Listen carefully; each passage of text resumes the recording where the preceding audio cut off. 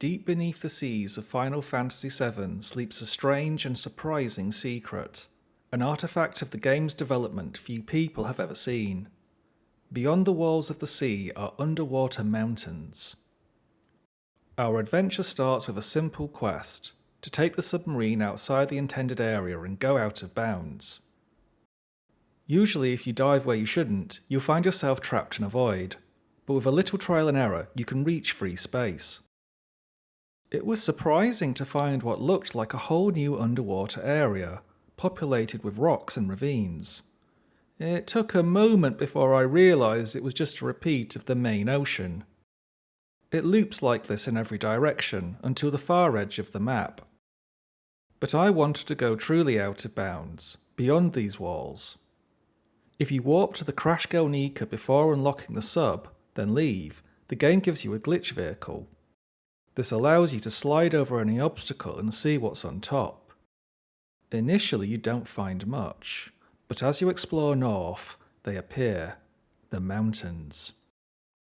Polygonal mountains, a whole range of them. Suddenly, out of bounds, are structures that shouldn't exist. Try to cross them and you'll find yourself grounded, stuck. Even the glitch vehicle can't climb them.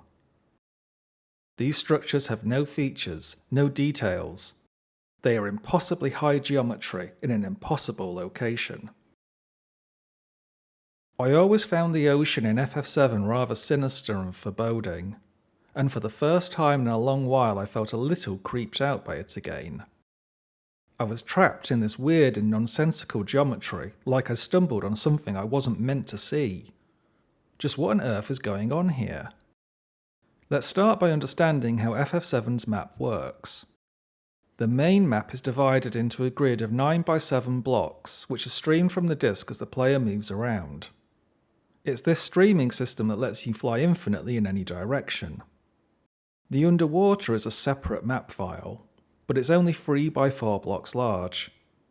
It streams data in the same way, which is why the ocean appears to repeat itself. But what about the mountains? You might have guessed they're linked to mountains on the overworld. That's why the northern ones are so tall. Their overworld counterparts are actually the highest peaks on FF7's world map. However, they aren't actually the same mountains. Like I said, they're separate map files. The geometry is clearly less detailed. So what's the deal?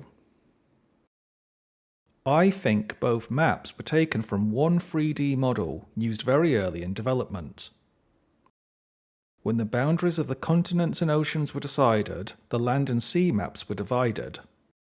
That's why their coastlines line up perfectly. When you compare the land masses, you can see that the overworld was refined and given much more detail. But the underwater version, it seems, was never updated.